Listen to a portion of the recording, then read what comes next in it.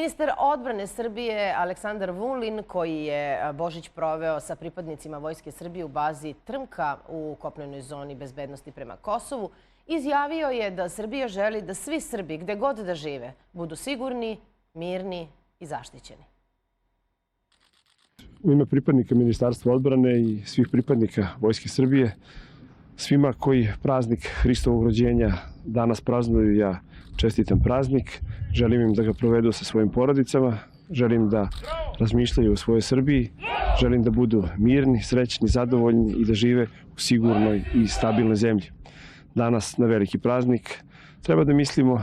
i na naše sunarodnike, na Srbe na Kosovu i Metohiji, treba da mislimo na Srbe u Republici Srpskoj, Srbe u Hrvatskoj, treba da mislimo na Srbe u Crnoj Gori, treba da mislimo na njih, na njihovu borbu, za njihovo pravo da veruju u svog Boga, da obilaze svoju crkvu, da govore svojim jezikom, da pišu svojim pismom.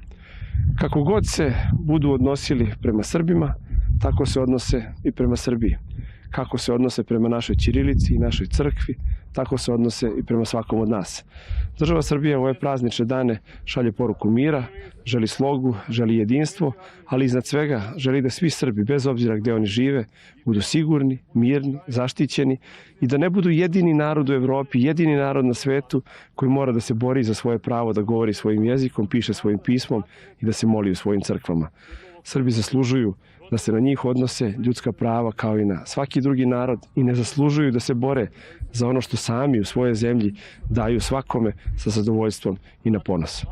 Želim da mislimo na sve Srbe, želim da mislimo na sve ljude, želim danas da budemo jedinstveni, da budemo složni, želim da se okupimo oko svog naroda i želimo da sačuvamo svoju zemlju, svoju Srbiju jedinu i voljenu. U kopnenoj zoni bezbednosti stanje je redovno, nema ugrožavanja bezbednosti ni naših ljudi, ni naše teritorije i svi pripadnici Vojske Srbije obavljaju sve svoje zadatke u skladu sa planom i u skladu sa naređenjima više komande. Svi pripadnici Vojske Srbije i danas, bez obzira što je praznik, čuvaju naš način života, čuvaju našu teritoriju i garantuju da će vladavina prava, vladavina zakona, da će svačija imovina i svačija čast biti sačuvana i da će svaki građanin Srbije moći ove praznične dane da provede sa svojom porodicom. Stanje u kopnenoj zoni bezbednosti je mirno.